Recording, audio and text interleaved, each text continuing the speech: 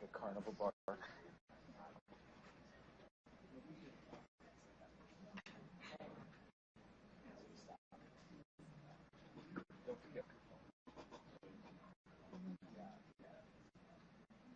Now I won't say anything.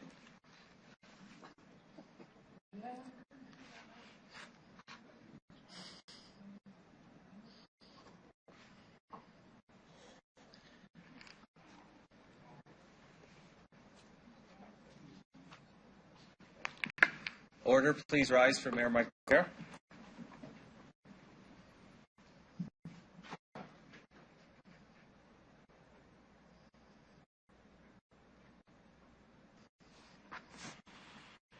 Please be seated. Good evening, everybody, and welcome to the October 30th meeting of City Council. Before we get to the agenda, I want to pass the floor over to the City Manager. Mr. Holden. Your Worship and members of City Council, I'm pleased tonight to welcome and introduce Lacey. He's the newest member of our executive team. He's the Executive Director of Financial and Corporate Services. Mr. Lacey, over 30 years of experience with the provincial government.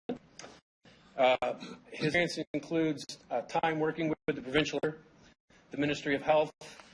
He was with the SAS Liquor and Gaming for 16 years, 6 years as President of Finance, and years as President and CEO. Most recently, working with the Crown Investment Corporation, where he was leading a review of gaming operations. So this is the position that places our CFO.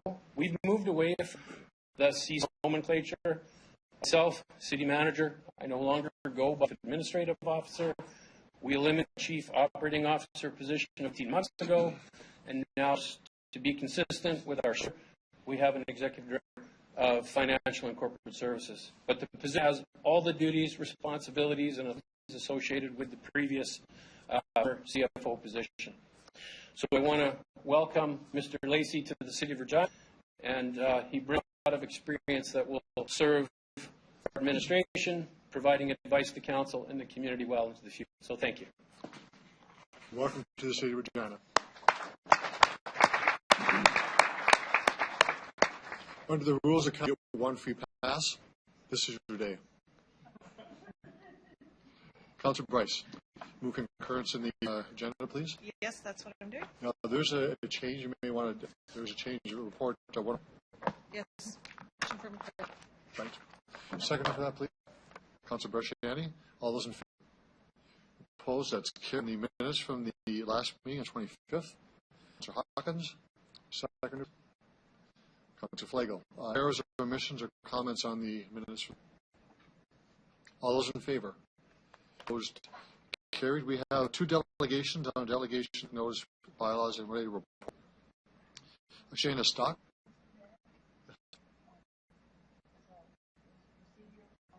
Oh, Councillor Young. Oh, I'll give it to you right now. The floor is yours. Thank you. CR 1799 to the Regina Planning Commission. I on that, and I also sit on the Board of Police Commissioners. And so I, with the chair of the Planning Commission, we're not sure whether or not there's a conflict of interest there to sit on both. So I the meeting and recuse myself from on this. Since we have looked at the legislation, and I exercised an abundance of caution here, and there is no conflict. The legislation's room for you to see both the commission and council. So stay for this item, Your Worship. Councillor Young, for that clarification. Good. Thank you so much. Okay, with that being said, we'll move to our first delegation. Shana Stock, if you could please come forward. Mr. Stock, you have 5 minutes for your presentation. If you identify yourself, who you're up, you can go for 5 minutes.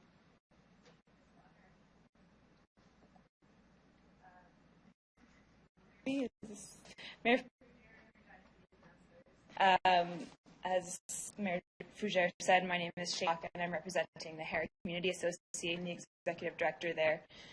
The Heritage Association respectfully opposes this application. The RPS is an important partner of ours, and we have discussed their needs with them. We understand that RPS is in need of more spots, but as advocates for the people of the Heritage neighborhood, we do not see the continued use of surface parking as an ideal use lot. The Heritage neighborhood area surrounding this in particular already has an abundance of surface level parking. Large surface parking lots create environments that are unsafe, inherently hostile to pedestrians, and not conducive to community building.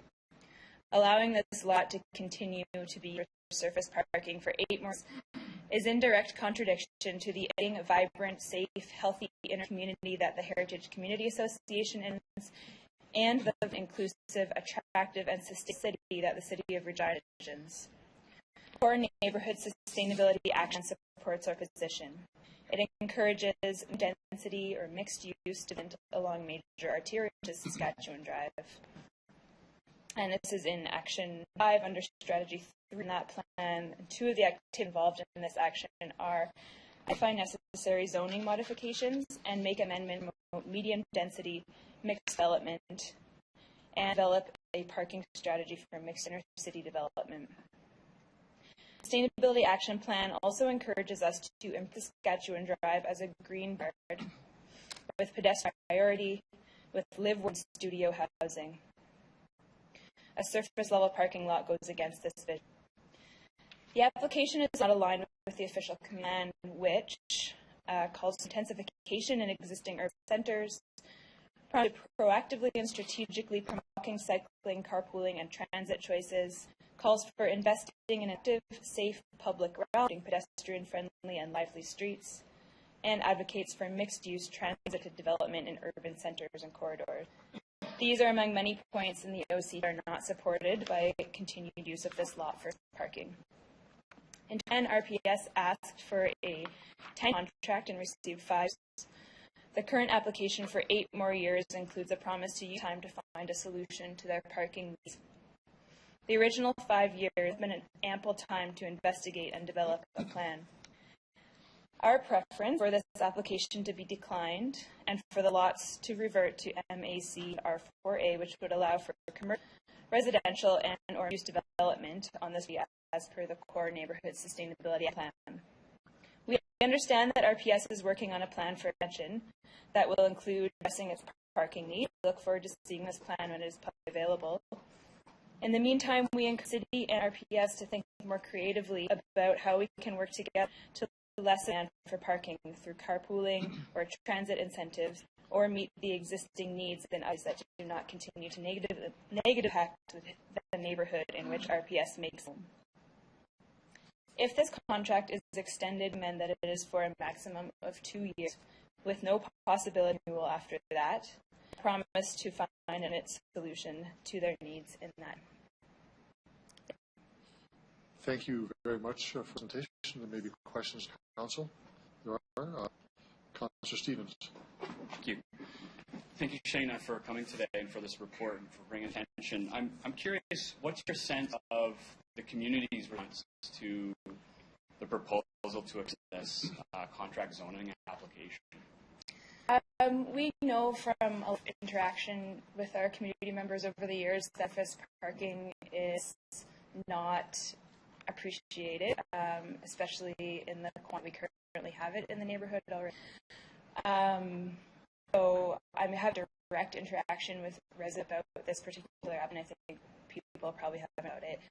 But we know we've had lots of consultation with community about other projects like the Regina General Hill, and the core neighborhood sustainability action plan was developed through broad consultation with community, and there's a lot there about reducing surface park, making space that are more interactive with streetscape and pedestrian and cyclist friendly. So my sense is that community members are not supportive of the type of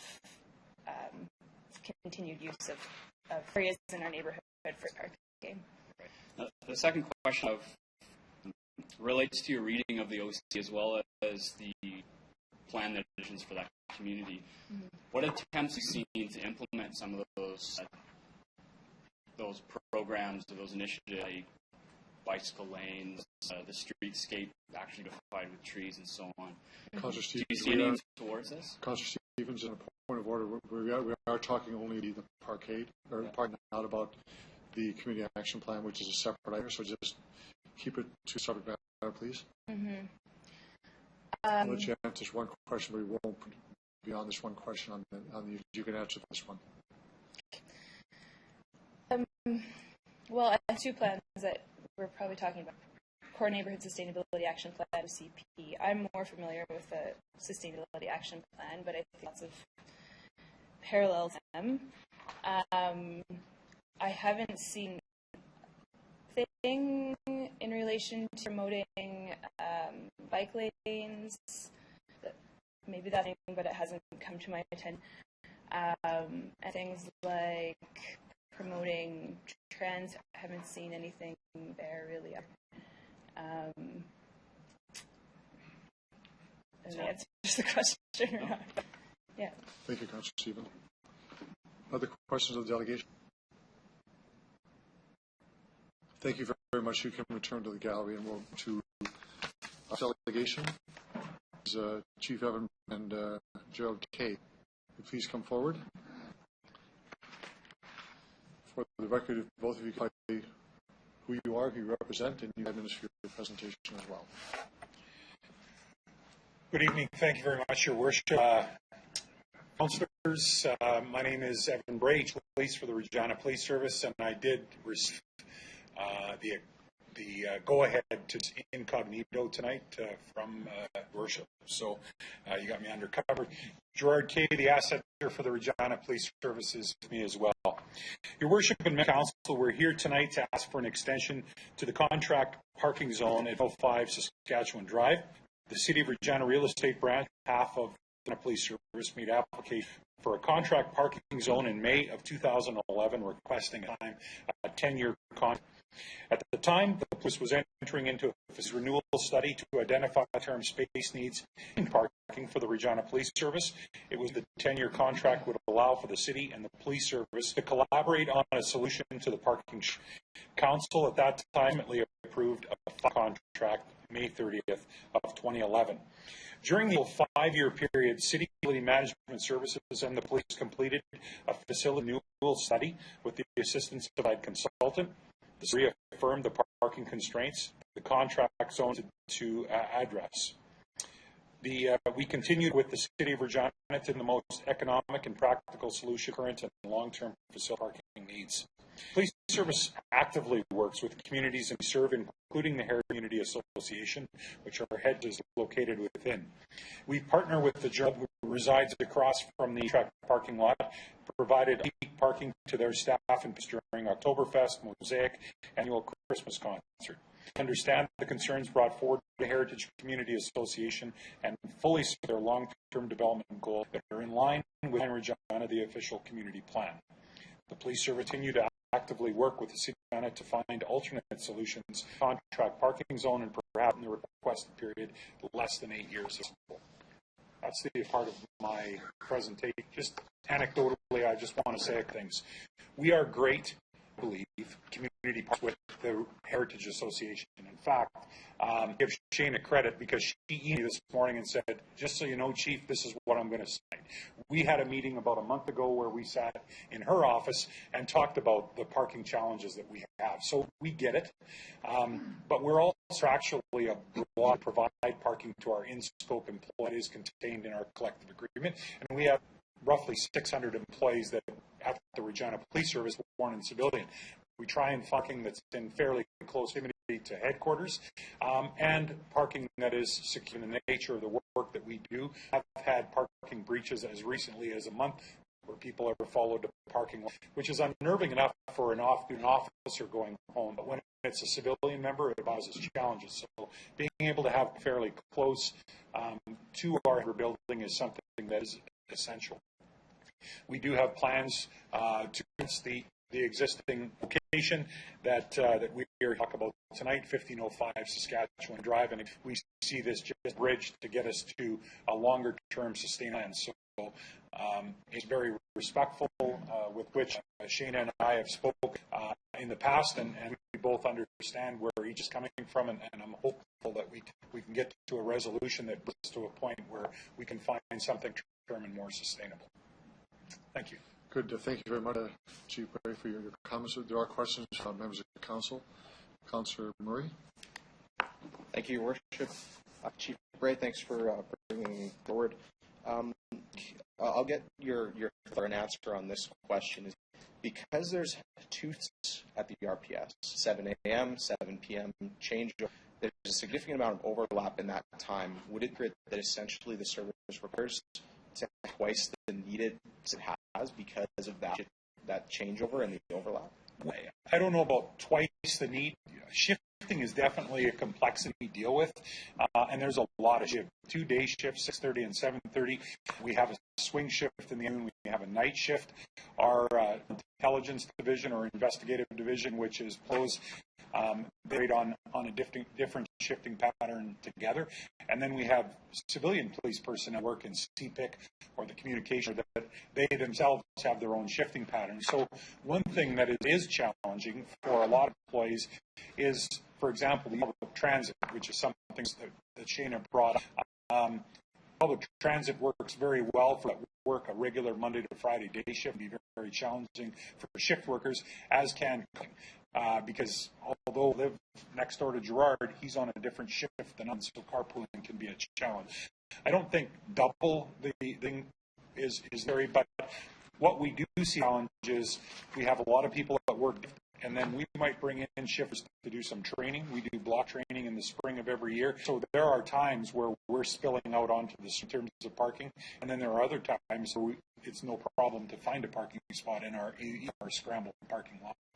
Thanks. And then just for some context, how many spaces does the ARC currently utilize? I'm going to turn over to roughly. I know it's not all. Yeah. So approximately 302. Okay. Thank you. Thank you, Councilor Murray. Questions of the delegation? Councilor Stevens. Thank you. Thank you, Chief Brown, Mr. K. this evening. In the reports before, there was a certain amount of time that the RPS had actually addressed this issue. If I read that report correctly, it seems like the matter is worse. If you add new employees, you add new officers, the problem with regards to parking would be codified. So what is going forward? It doesn't seem to be going good right now that reduces the need for this parking lot. Things get worse. So what is another 8 years going to do for the solution building process? Well, I'll speak to this, and then maybe Gerard, if you have to add. But I think in general terms, not just parking, building space, it's a challenge that we do struggle with. Not only meeting the need today, but what's it going to look like in 5 years from now. So we are striving to try and some sort of answer that might be suitable to that. The Regina Police doesn't own property. We don't own the headquarters building, own or leasing lots. It's all done through the City of Regina. But we've talked about different possibilities, whether it be a parkade or that we could have just on one site. Of course, there's a significant cost that is attached, but then it would put all of our parking on one site. The needs analysis that was started in 2013 and completed about a year and a half ago relates to this that we need for the organization in terms of data operations, and then the park comes with that. So if we are going to building something, parkade or something that's a smaller footprint level, we need to know in a location that we're going to for a while. And until that determined through City Council and the City of Regina, then we're in a position to build that. George, do you have anything? Sorry, I will correct myself. 198 spots that we have. We should have about 320. If we need to expand with future growth of the service, we need to do that off-site. We don't have enough room within our current. So the pressures on parking we've inherited. You purchase property or lease property in the heritage community area. That would be the only other need for more parking within that area. Thank you. Councilor Stevens. Councilor Annie? Thank you, Your Worship. Thank you for the forward. So just a question. I know Councillor Stevens had just talked a little bit about kind of what done. So now moving forward is, I know you talked a little bit about a contract that you have to negotiate. This every employee gets a parking spot. Is that Scramble parking. It's not like a key parking spot, but they have to provide suitable, secure, lighted parking for the employees that are members of the Regina Association, which obviously is the bulk of their employees. okay? And so can I ask, in Saskatoon, is this a similar thing with you communicate with in Calgary? Is this a similar problem within, and what are they doing with it? Well, in Saskatoon, it is. In Saskatoon, they were out through what I guess is the downtown area when they were in their old building. Building have this Taj Mahal of parkades that my son boasts about because he's there. But so they built to handle it on site. But one of the concerns or complaints they had in Saskatoon is while they were able to provide, there were cases where parked 5 blocks away from edge, so the parking was not really close to the building that people worked in, and so they tried to assign people in that parking lot that were, for example, police officers and civilian police personnel in terms of safety and those types. They had a plan in terms of walking to the lot if it was late at night, how that should be executed. But there is an expectation to provide parking. I speak to Edmonton. I don't know if you know in comparators and other. I'm not sure. Good, thank you. Thank you, Councillor Brashani. Councillor Hawkins. Thank you, Your Worship. Chief, thank you for coming forward. The answer to this question may have been in remarks, but I want to emphasize that as you plan for expansion in the future, do you anticipate that you will be in really close contact with each community association and connecting to them about the plans they're working on developing? Yeah, it's a fair statement. I appreciate you using it. We are proud residents in the Heritage Community Association in terms of the Regina service. We lack that we've been there, and we've been there for quite some time. As we know, we're celebrating our 125th anniversary there. If we continue to reside in that area, I think it is absolutely that we stay in contact with the Heritage Association. We continue to communicate with them as to what our needs are and how we're going to attempt to consolidate our parking, if that's something that we can do to move it into one location so that we don't have 3 parking lots spread over a 2-block area. That would be the term goal for sure if we're going there. I think we're waiting for some direction from Cal and through the executive leadership team at City Hall in terms of what the needs assess those and what we're going to do in terms of a property, staying where we are or looking at moving, and then from there we can build plan in terms of parking and making sure that not only meet our needs today, but we can meet needs in 10 or 15 years from now so that we're not constant to do this renewal process. Yeah, thank you. Thank you, Councillor. Other questions?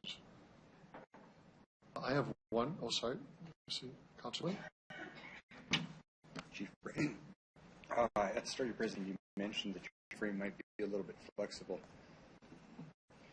The speaker had indicated 2 years, something that she had wished seemed reasonable. How flexible is the frame? Well, I'm saying that years. We're saying 8 years is the side. We would hope to be done within that. We presented to a committee about a month ago. We had said that we don't think 1 year is enough time, and 8 years is probably that of how much we would need. To be honest, no, that's a bit of a riddle I don't have the answer to. What are we going to be doing in terms of a thing, and are we staying where we are? If the answer is yes, then it's my head in terms of a plan going forward. We're able to do something sustainable in the next 2 or 3 years. That will on a lot of different things in terms of and how that works out. So my gut feels 2 years is not long enough. 8 years, I'm hoping we won't come close to the zone. I don't know if that's an answer to. No, a lot depends on us, too. Somewhat it does, honestly.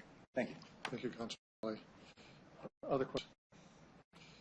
I have one more point. Councillor Mastinelli was driven that way. If 8 years is on the outside, and to sort of understand and reflect upon what the community association is saying, would a fair exemption or extension, I should say, that be suitable for you? I would suggest that 5 years would be reasonable. I'm leery of the renewal clause that is to the Heritage's proposal.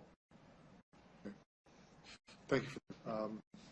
No other questions. We will move to return to the gallery. Thank you very much for your presentation and asking questions. Next report, -99 is in fact zone application for the time limit of temporary parking at 1505 Action Drive. Councillor Flagel.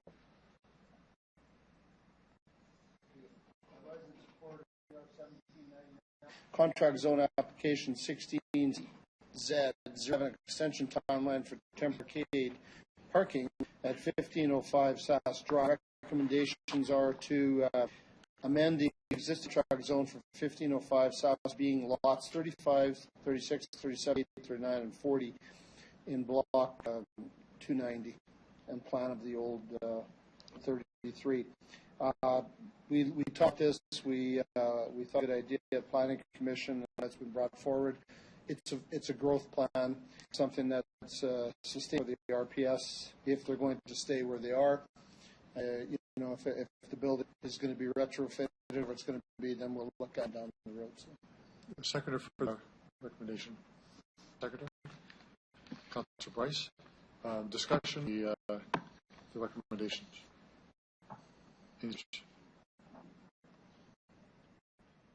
Councillor Stevens. I guess I have a question for the Planning Commission administration. The claim here put forward by the Heritage Community Association Director is that this does not align with the official community. Can you comment on that, please?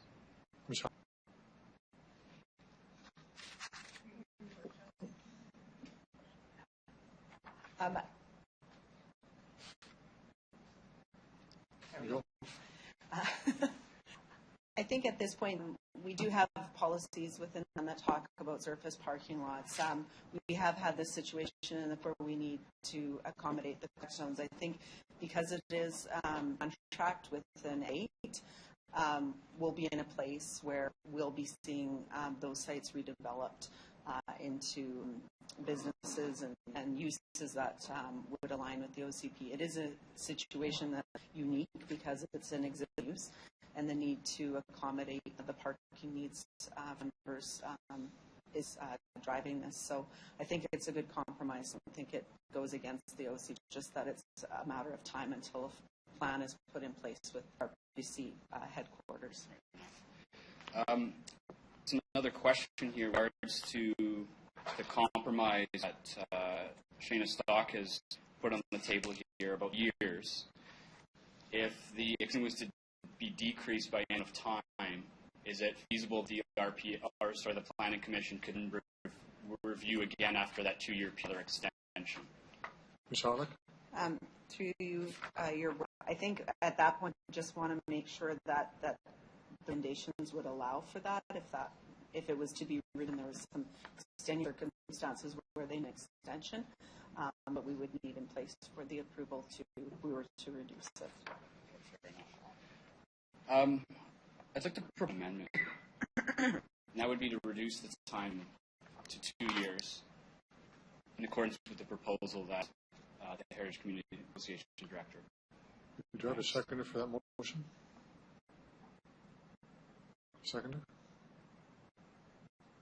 Okay. Accept that as a. Maybe you want to speak to the. Yes. Okay. So I have concerns on both here. As the representative for Heritage,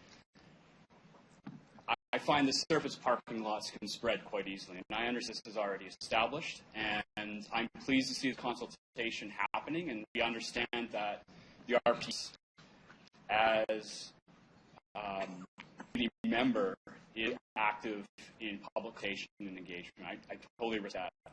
And I was pleased to see that Shayna's proposal here had a compromise.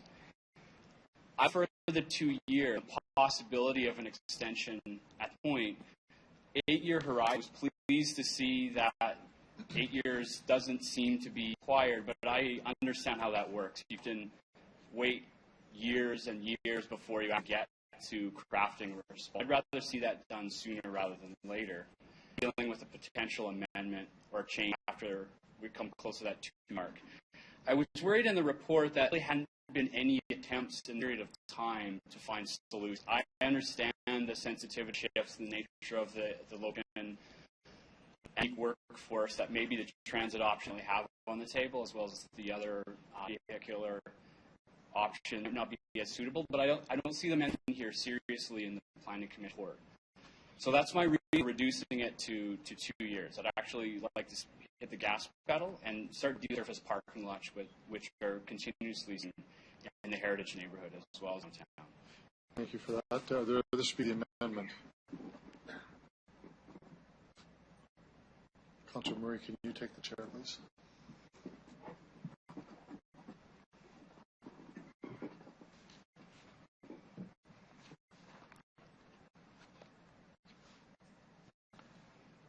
Your Worship.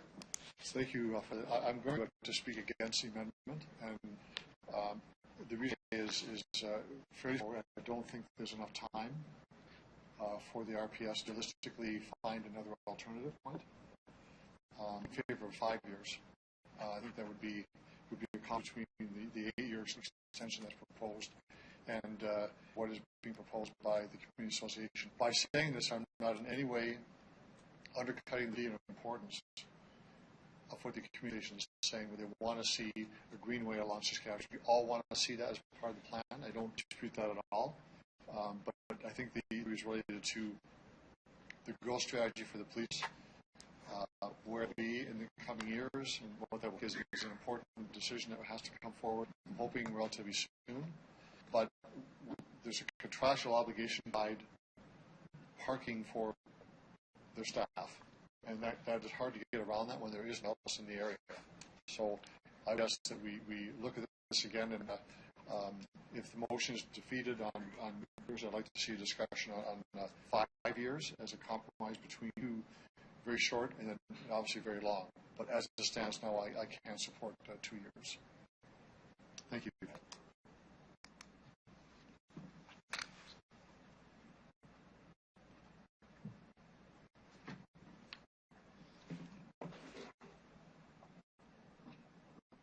Councillor Hawkins. Thank you, Your Worship. My remarks are in the direction you've gone. I think we have to be a little bit pragmatic here. The police chief indicated that 2 years is probably optimistic. The police service indicated that 5 years would be a more reasonable time frame. So, like you, I would prepare to support an amendment if this was defeated for a 5-year term.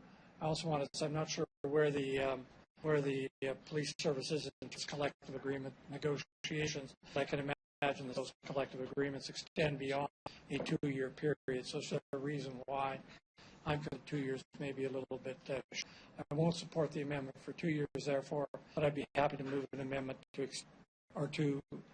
time frame it to 5 years. Thank you, Hawkins. Councillor Young. Thank you, Your Worship. I think that the argument has been made that 5 years would be a better time frame, even if council comes to a conclusion about what will happen to the home for the RPS. It would take time to do that, and so I'll be right back here. So I'm wondering if the mover of the motion is open to a friendly amendment. Open to a friendly amendment to chat.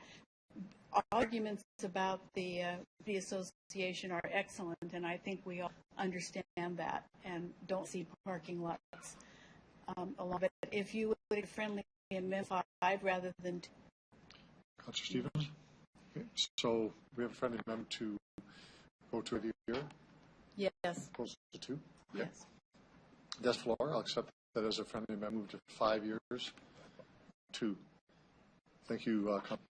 Other speakers to the amendment, which is to extend 5 years. I'll call the question on the amendment. All those in favor? Opposed? Carried. The motion on the report is amended. All those in favor? Opposed? Carried. Thank you very much, everyone. Good. Next report is CRC-100, and this is a zone amendment application for a special home and seniors assisting apartment in Argyle Street North, crossing. Before I floor to Councillor Flagel, we do have in the gap 3 people who will speak if there's questions. And this is, I hope I get that correct here, Brent Stunsinger, Randall Corwin, and Tell are here in the gallery. Would you like to speak to them? If you could come forward, should the 3 come forward? There will be questions. No. If you identify yourself for the record, who you represent, you have, well, just answer a question, you're not doing a question. So I'm Brent Stutzner. I work for CP2 Architects that does the design for the particular project. Okay. Cal, partner with Water Senior Living. And Corwin, and also Brightwater. Okay, excellent. So there are questions, and we'll start with Councillor. Okay. Good, welcome. Thanks for coming, and I'm glad you could make it here because there was a few things last time at the Planning Commission. We just wanted a little bit of history on the organization as one, first of all, and maybe give me a little bit of an info about what is going to this location if it's approved tonight, and a general start date, and give me a little bit of a digest on how you guys got to where you are. Councillor Flagel, I'll start with just a little.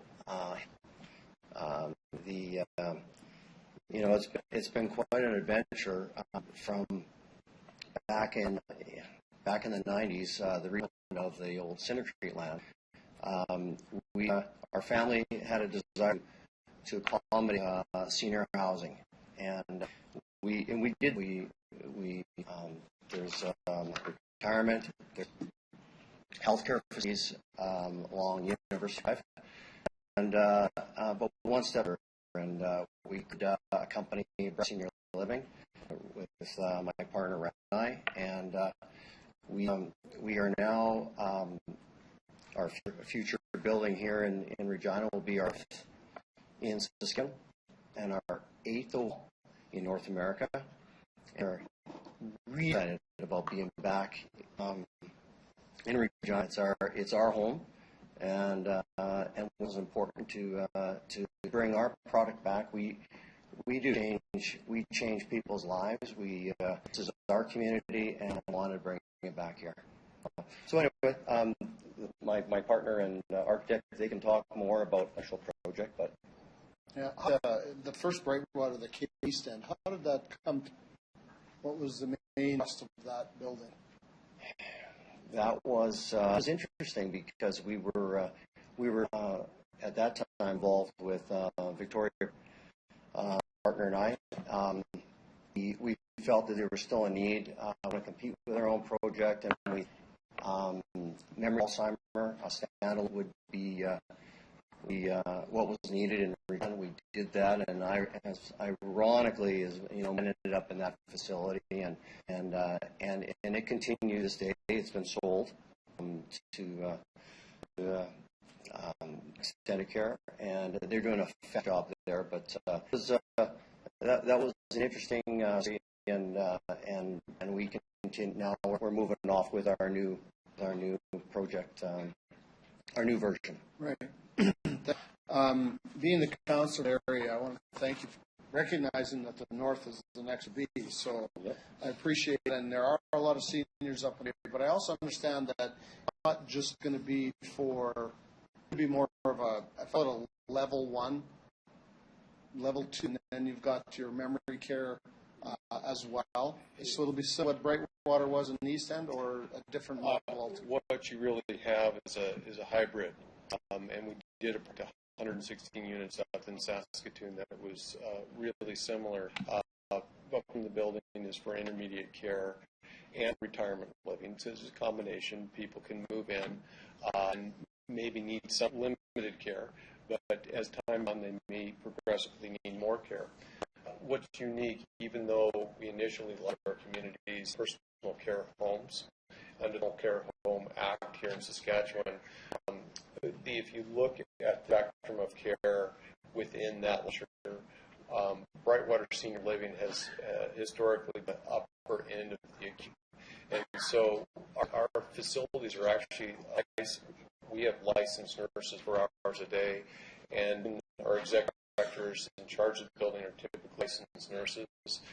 So our breadth of healthcare services is quite broad. And in addition to that, like memory care standalone unit in River that you were referring to, right. This building has dedicated memory. That means designed for wandering and for even the arc.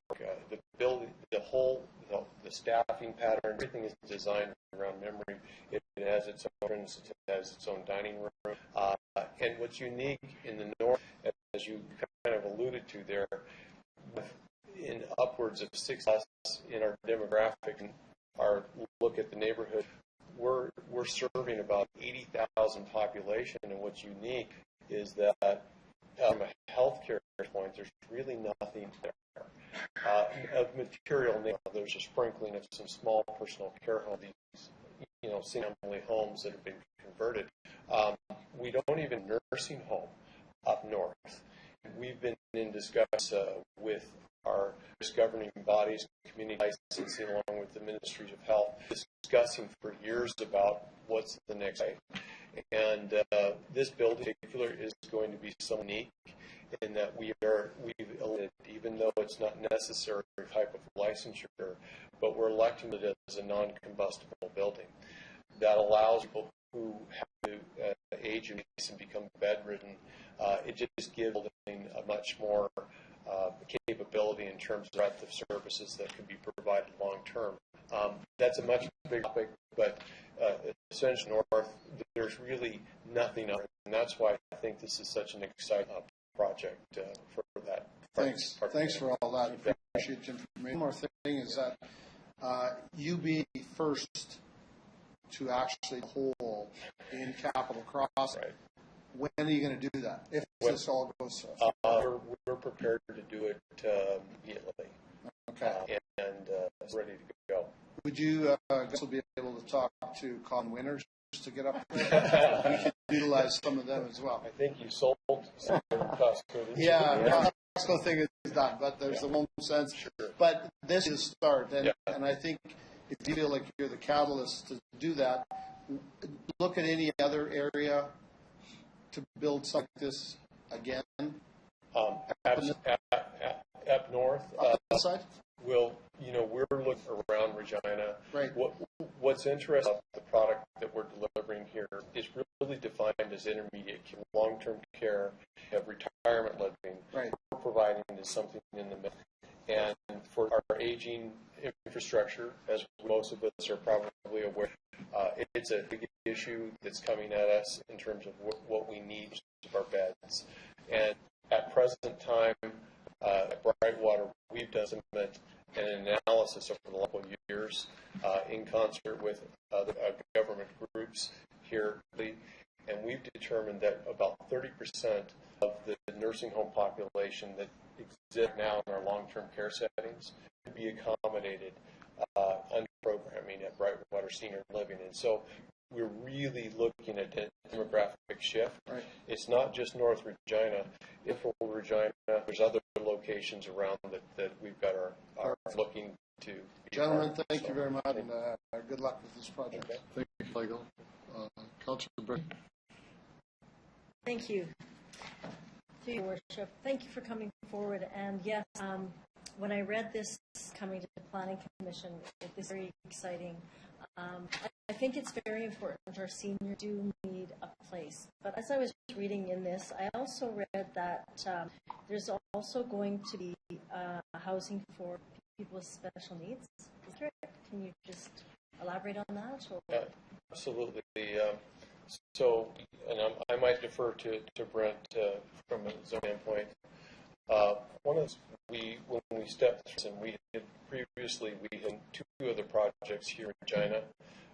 The one, Big Park, and there's also a personal care home. Also, the Mirror, which is in Riverbend, 68 unit, also licensed as a personal care home. And I think as the evolution goes, is when the city planning, when they looked at the Heimer unit in particular, which is units out of, what's my, 136. 106. It was a moving number. Yes, there were 136 units. 30 of those are designated as secure. And we mentioned its own dining room, it's secure, so you have to punch a code to get in and out. And that's really, that was the designation that really kind of moved in the discussion. And I don't know, being a part of those other two projects, I'm not sure why that popped up previously, and I don't think you were associated with the earlier project. Somehow that distinction of the memory care kind of flagged the project. It went from Main Street, I believe, to institutional. And it's, you know, it's just, to me, it's a bit of a semantic, but I'm not really sure what the origin was for that definition. So that's the best I can answer as to that designation. Does that make sense? Does that help? Did Yeah. they cover that? Yeah. The land is currently on Main Street, and assisted living was acceptable under a particular zoning requirement. The care portion was not. So that's why we had to change to the zoning. But under the initial zoning, then the assisted living is a discretionary use situation. So that's kind of why we're here today. I don't know whether that answers. Was there something more specific you were Okay, inquiring so about? yes, when the reading, it did say how persons with specific needs, people with disabilities. Is that accurate? So someone in a wheelchair, or is that? Oh, absolutely, yeah. Okay. Wheelchair, sure. There are a few units in the building that have XY gantry. They're kind of the ceiling-mounted systems, so that people, if having difficulty getting out of bed or to their water closet, they that.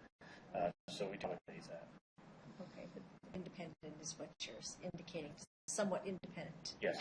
Probably and that kind of thing. Yes. As well. Okay. Perfect. And one other point as well. Affordable housing. So tell me a little bit about, is it a mid-range? Is it high-end? Is it, where are we for kind of, when you affordable housing, what does that?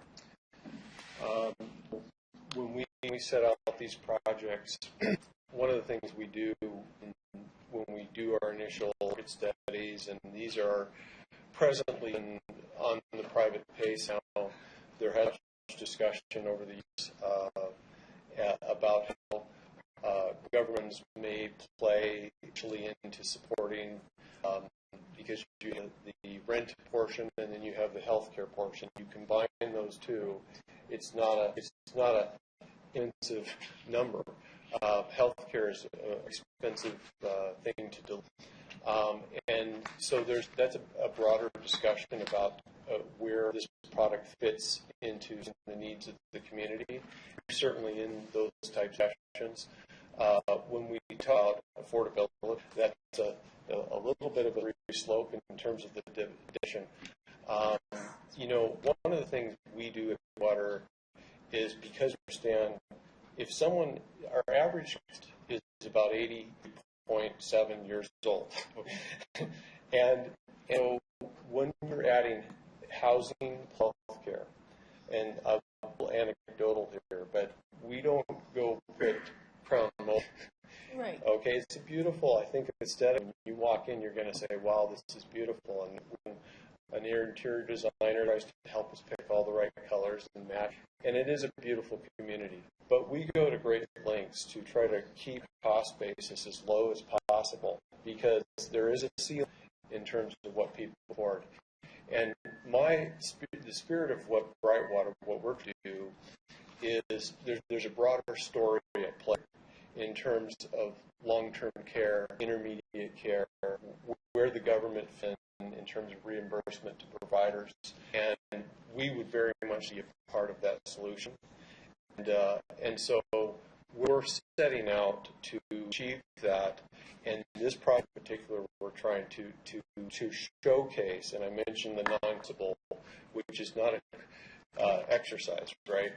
And so, when we opened Victoria Park 14 years ago, the first large personal care home that was all but pay, and it's a great idea, it's very much needed, but no one will pay because the pay cost of health. Now, for 10, 15 years, full with the waste. And so we very much understand the economics behind it. Our goal is to keep those costs as low as possible. We don't have any formal subsidized component, and we would like to see that continued discussions along those lines. Well, thank you again for this.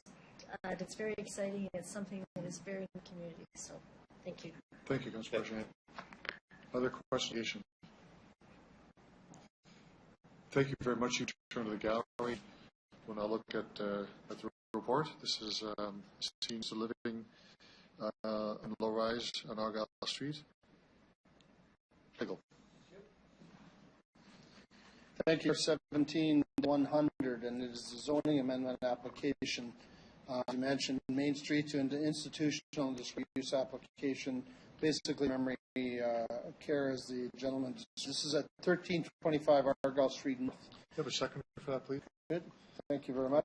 And this is to look after a low-rise seniors care special home and seniors assisted living apartment for low.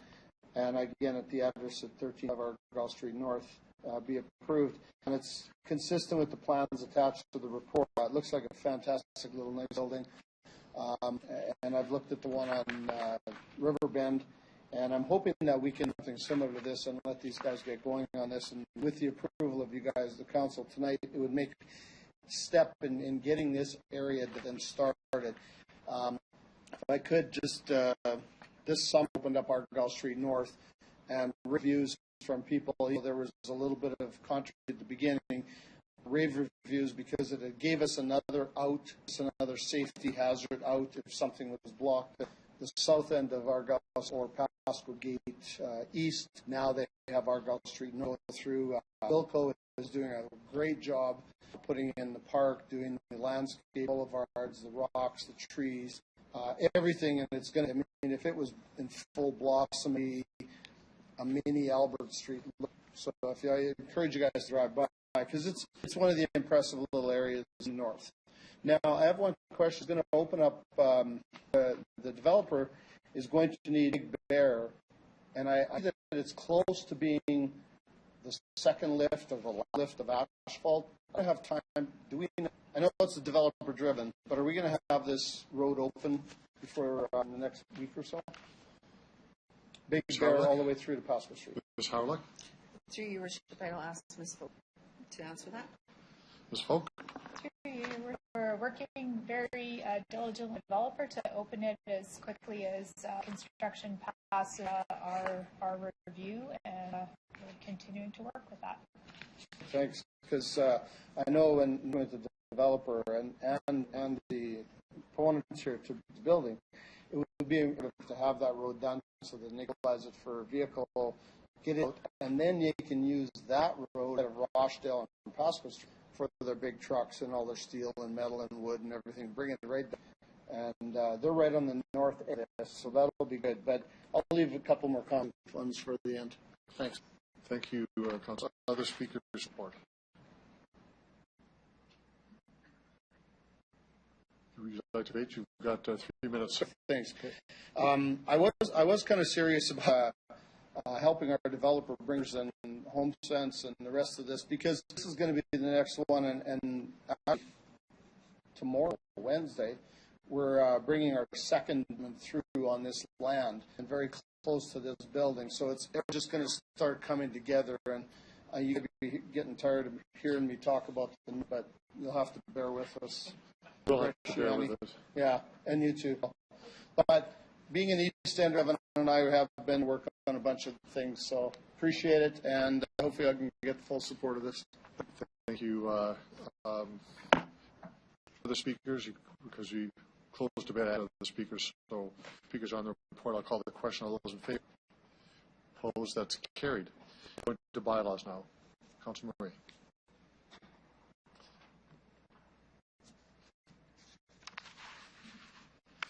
Worship, we have 3 bylaws in front of us. Right. Sorry, 1 second. Have 27-36, a bylaw to provide for the closure and sale of a portion of right-of-way adjacent to 625, 16, and 185 Dudney Avenue. I will read the... all 3 of them? Do all 3, sure. Yeah. I'll do all 3. We have Regina zoning amendment law number 2017-11 and a zoning amendment bylaw 2017 number 12. I move, seconded by Councillor Steve, bylaw number 2017-36, 34, and -33 be introduced and read for some time. Mr. Clerk. Thank you, Worship. Council has completed its review of the associated report and is now considering the following laws. 21736, respecting the closure and sale portion of right-of-way adjacent to Dudney Avenue. 217-42, to provide for an extension of the time limit for temporary parking at 1505 Saskatchewan Drive. And 21743, respecting rezoning to accommodate a single building, accommodate with a special care facility and a seniors assisted living apartment. If there's anyone in the gallery who wishes to address any of these bylaws, I would ask you to indicate your interest at this time. There is no one, Your Worship. Thank you, Mr. Clerk. We'll call the first reading. All those in favor? Opposed? That's carried. Thank you, Your Worship. I'm recommended by Councillor Young. The bylaw number 2017-36, 42, and 43 be read a second time. Haven. All those in favor? Opposed? Carried. I move, seconded by Councillor Legal, that Council hereby consents to bylaws number 17-36, 42, and 43 going to a third reading at this meeting. All those in favor? Opposed? That's carried unanimously. Thank you, Your Worship. I move, seconded by Commander Mancinelli. Bylaws number 2017-36, 42, 43 bylaws be read a third time. All those in favor? Opposed? That's carried. Thank you, Councilor Murray. We'll now move into bylaw and executive committee report, amendments to the wastewater and stormwater law. Thank you, Your Worship. Bear with me while I pull this up.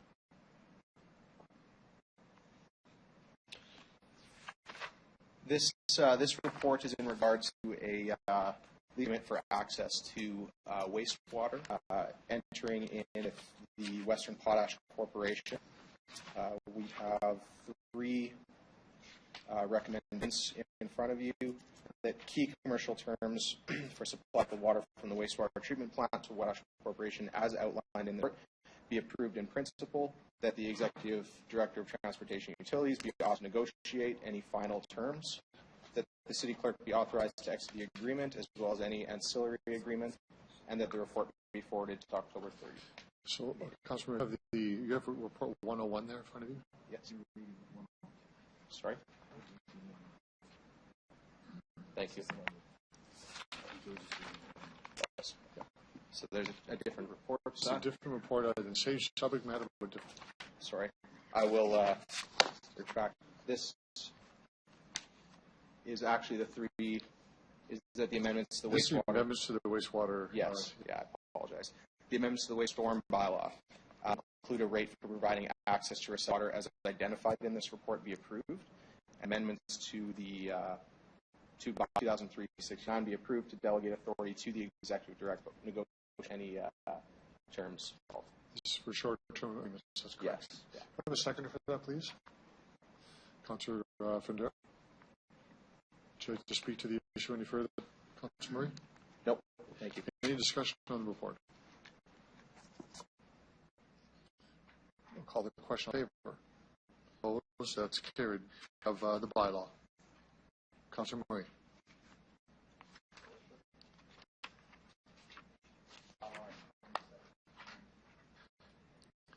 Dash 44. There we go. Bylaw 27-44. I move, seconded by Councilor Bernier, that bylaw 27-44 be introduced and read a first time. All those in favor? Opposed? That's carried. I move, seconded by Councilor Hawkins, that bylaw 44 be read a second time as amended. Any discussion on the report? All those in favor? Opposed? Carried.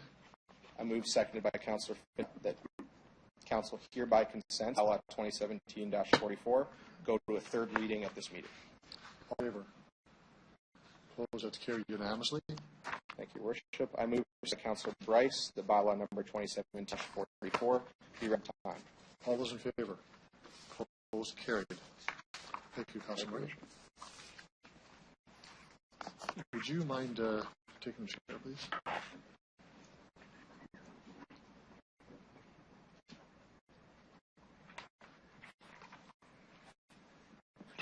Worship. Thank you, Mr. Deputy Mayor. I'm reading receiving file MR 7-25. Have a second for this, please. We'll report on the Wichita Aboriginal Engagement Conference. 7 seconds. Thank you very much. I'm not going to go in details into the report. It is self-explanatory, and it does speak to a conference I was involved with several mayors, Mayor Clark from Saskatoon, Mayor Spencer, and Mayor Hunneby of Elbow. We all spoke of our experiences to Indigenous on the calls for practice, and also with Reconciliation Regina. A very conference. We heard a lot of good information related to each municipality is doing. This report lines, and I'm not going to go through them all. Page 2, page 3 speaks to, I think, the major progress our consultation has made community over the last 2 or 3 years. It began with the motion of council, where we talked focusing our attention on Indigenous people and how we can come to terms with the Truth and Information Commission call to action, particularly how they relate to the municipality. We've gone a long way in that regard. So I was pleased of what we're doing. We have other communities equally deeply engaged, Saskatoon being the other communities are involved in their own way, in their own capacity to do this. It was a great experience, and I can tell you the group that met before we did these are the youth, if you will, that was one to use. It was incredible. The engagement, intelligence, and articulation of all the speakers was really profound. A great conference. I'm going to ask that the Reconciliation Regina look at this conference in Regina in the future. If we can have the same kind of conference, really was really profoundly positive and important. So I'll answer some members of council may have the report to talk to you was doing at the purpose of what it was and really what we accomplished. Thank you, Mr. Chair. Thank you, Your Worship. Are there any questions at all of the Chair? Thank you.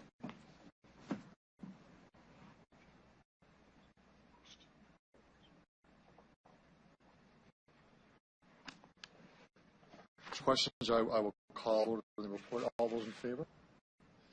Opposed? Carried. Thank you very much. We'll now move into Executive Committee reports. This is the proposed commercial term to supply recycled water with Western Potash Corporation. Council.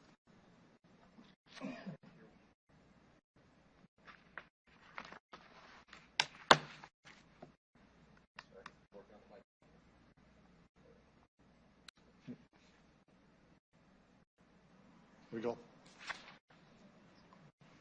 Worship, this Sally read this earlier. This is to amend a new agreement for access to any of our wastewater to Western Potash. If there are any further questions, I believe Karen Gazmo will answer any of those. Ms. Gibbs, do you want to give a bit of an overview of this as well? We discussed it at the Executive Committee earlier this month. You may just give a this as well. Sure. In January this year, Council approved the administration to enter into negotiations for an agreement that we with Western Potash Corp. We have come to amenable terms in the report that you have in review, laid out the terms that have been agreed to and are seeking people's approval. I'll leave that and then open it up for any other questions that you might have of us. We need a second report.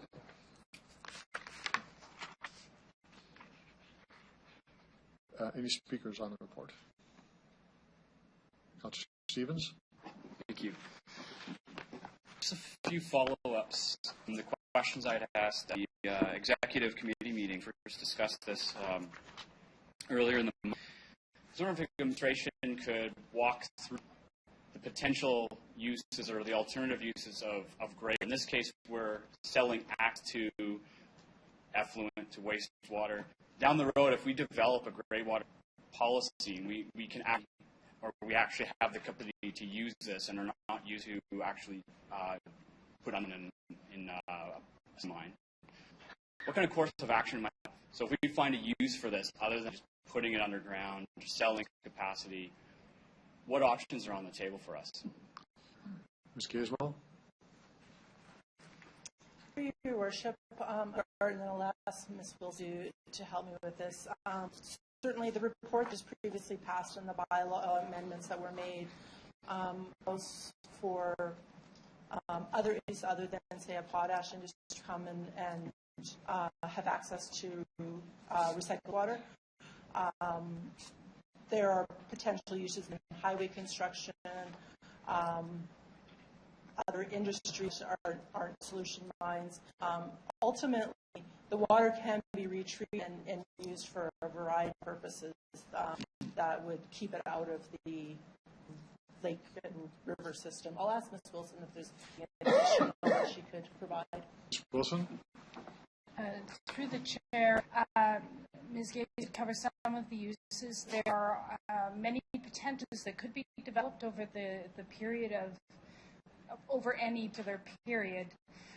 One of the benefits of renegotiating is that less of the will be going to this purpose, which may free up some opportunity in the future.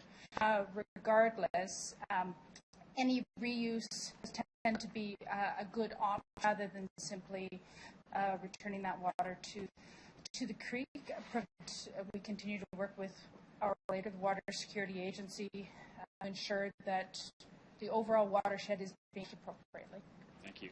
So if environmental conditions change, if it becomes more or less drought-stricken in the future, it's still council to decide whether or not choose to sell access to this water. So we're not kind of handcuffed to always to sell this.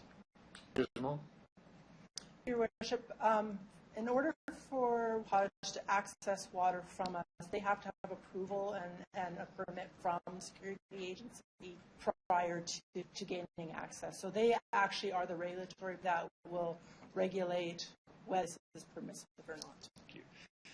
I think one of the issues that Sold Council asked on this is the fact that we're generating a new source of revenue. Can you walk me through how does it go from the sale to the city? Does it go through the utility, or does it come directly as general revenue to the city? Ms. Gill? Through your Worship, ultimate council's decision, in the first payment made by Western Potash to the state, that went directly to the utility. It is the intent to stick with the commitment fee this year and the by fees going when water starts to draw, it might be a discussion that council may want to do, but at this time we're directing funds to the utility. I wonder if perhaps I could propose a taking. It would be for administration to come back to council with options to use this revenue to offset residential water costs.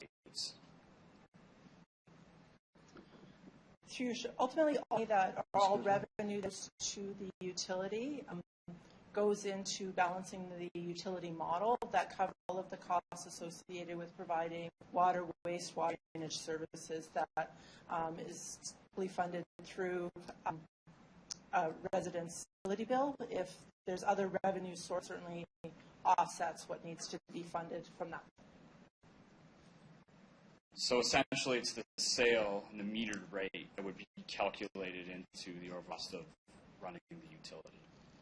Through your worship, yes, that has been set for their usage, and that's what their commitment or their heat to us would be. That would go into the utility offset other costs. I just want to be clear about this. In the previous question, how does this benefit the city? Well, it's revenue. Council can make a decision. I guess specifically what I want to know is if there's any way of translating this revenue, specific source of revenue, into a capacity to offset the cost of water rates and costs to residential consumers. Does that make sense? And is that feasible? Mr. Gizmo? Through your worship, and I'm not sure if I'm exactly answering the question, maybe Mr. Holden could help, but I think the revenue that comes in an alternative source to the ratepayers will be offsetting the cost of providing this service. I don't know if Mr. Holden has anything additional to add. Mr. Holden?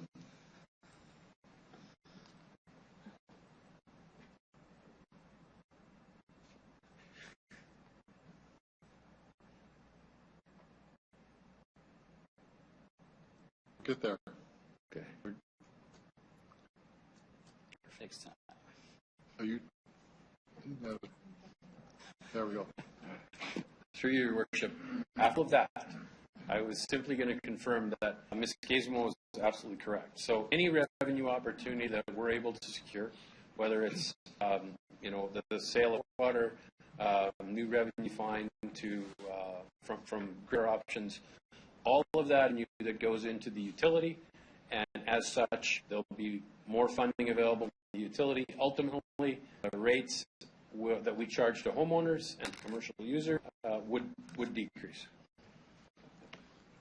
I let this go. Just to be clear, though, going forward, is there any way of assuring insulates into savings? I say that is what I've learned so far after a year on council. Just because the usage of water, whether it's a sale to rents, to commerce, or to now this new industrial purpose, I have seen no correlation between more consumers decreasing cost.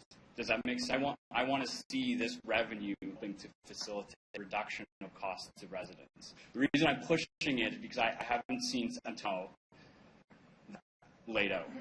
There has been no connection between these. Councilor Stephen, your 5 minutes is up, so I'll allow you to answer the question. Time for speaking is up. Mr. Stephen.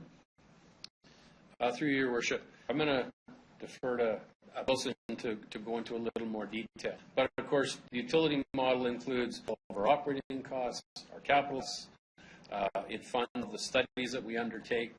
You really can understand the picture out 30 years in terms of what ours will be. So we find revenues, our capital investments that will be made, so it can be difficult to directly see a correlation between an increase in revenue and costs. But I'll let Ms. Wilson go into more detail. Ms. Wilson? Through Chair, over the last several years, we have had some very large expenditures that have been funded from the reserve and that will continue to be funded. There's investment in wastewater treatment plant. There will be further investment in the water treatment plant, and we do have an aging infrastructure. We had a catch-up where we were bringing our capital program to a level where it's to sustain the amount of work that we need to do. And it can be difficult to draw a line between increase in revenue and exactly where all of the expenditures are. That is part of what the model does, though. It looks at that 5-year view and considers all of those factors. One of the great benefits of the affluent resale is that is completely outside the normal model. It is not, there's no cost to produce that. The costs are borne by the user, in this case Western Potash. So all of that revenue would go to directly offset costs in the utility. Thank you.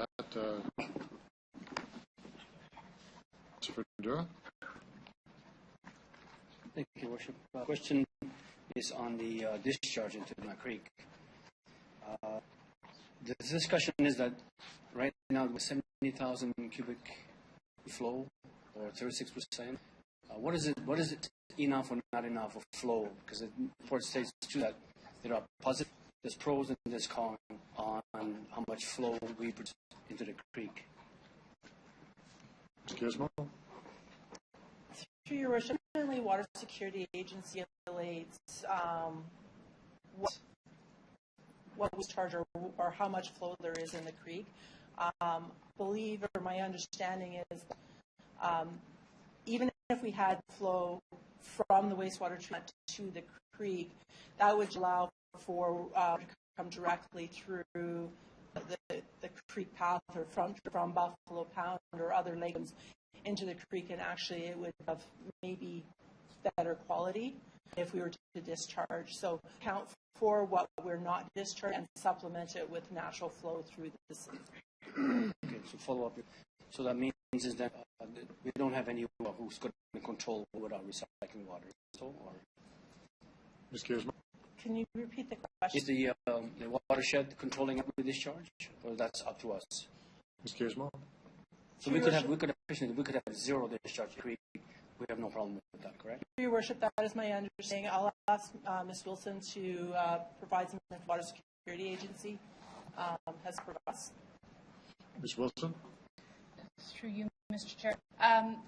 Ms. Gizmo is absolutely correct. The Water Security Agency is responsible for ensuring that the watersheds are all managed effectively, and they take into consideration the availability of potable water, take into consideration levels of water in different parts of the system, and they are ultimately responsible for ensuring that if by issuing a license to Western Potash, they're then going to look after offsetting that use. So if more water goes to Western Potash, then they will ensure that that water is made. Okay. Thank you, Worship. Thank you, Councillor Vendera. Councillor Flagel. Thanks. Am I to believe that 85% of the water bill going out to the residents today covers the infrastructure costs? Is that correct? Ms. Gizmo?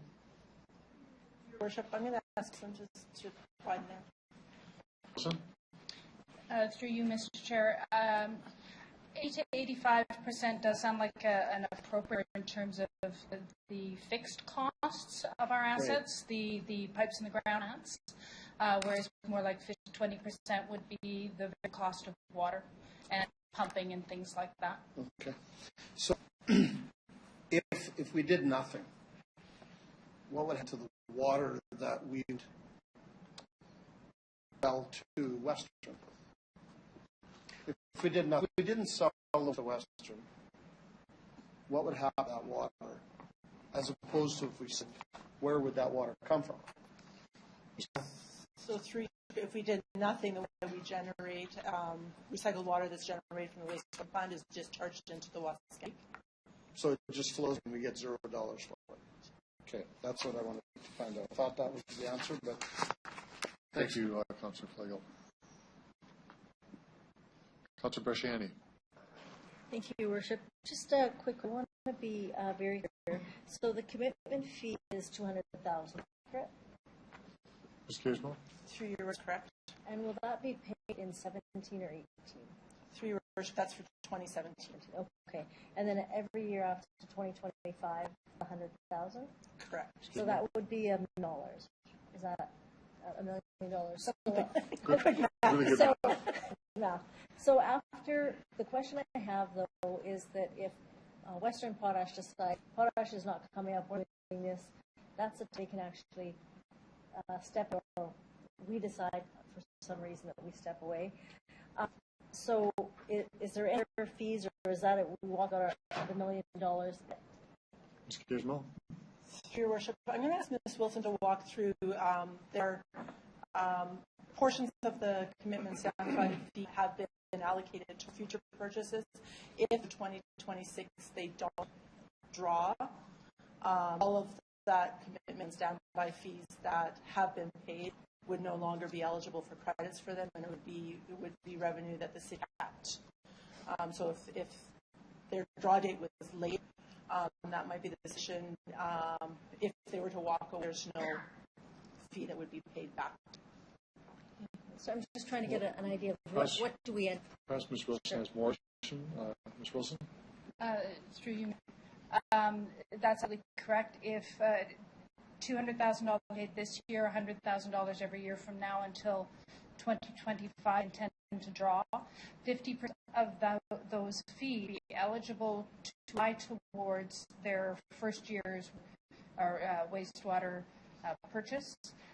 If they do not draw that date, then all of those credits would be gone, and the amount that they had paid would remain with the city. If both the city and Western to remain in the contract after that date, the amount of the standby payment would to $500,000 per year with no credits. That's right. That's if they decide to move forward, right? Yes. Okay. Okay. So, yeah, I just wanted to be clear on that. Thank you. Thank you, Shani. Councillor. Thank you. I know that I've here before talking about the same idea for Western and how exciting it is as a city to have an opportunity to have an alternate source of revenue. Here we are. We don't have anything to get into this. They're taking care of costs, and they're paying us for supply of wastewater. So I think it's a good opportunity for us to actually bring that alternate, to hopefully keep taxes down, keep it affordable here.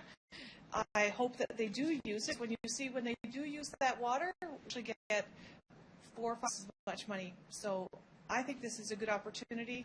I think that I'd like to see it move forward as quickly as possible, that we do get that income amount for our taxpayers and for the Regina. So I just think it's a good news story.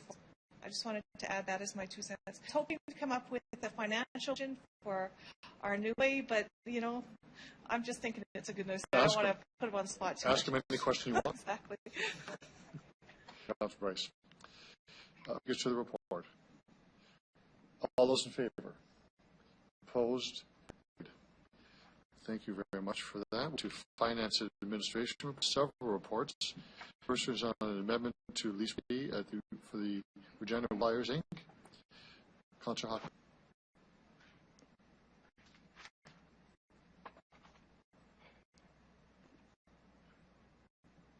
Thank you, Your Worship. Use my playground voice. There we go. Thank you. CR 17-103, amendment of lease city property to Regina Flyers, Inc. The recommendation of the Finance and Administration, one, that the amendment of the lease of the subject property, Regina Windy Flyers, be approved under the terms and conditions shown in this report. 2, that the commission be authorized to finalize the terms and conditions of the amendment documents. And 3, that the the city clerk has to execute the lease amendment documents as prepared by the city secretary. Regina Windy Flyers is a non-profit organization. They hobby club. They use radio-controlled aircraft. They currently lease acres from the city. They seek under this amendment lease to add 5.1 additional acres to the lease in order they can have a better flight for the club. The city is seeking, or they're seeking this done without any public offer, less than market value. Without any public offering, it goes to the fact that this land is of limited use. It's not suitable for potential commercial industrial development. Given that limited use, he's not proposed to publicly offer the land for publicly offer land for lease. Therefore, just in a nutshell, we've got a lease. The lease club seeks to add 5.8 acres to the lease in order to carry out their activities, and doesn't appear to have much other use. And therefore, I ask on behalf of this administration committee, this will approve this lease. Thank you, Councillor Hawkins. I have a seconder for that, please. Councillor Bandura. Speakers to the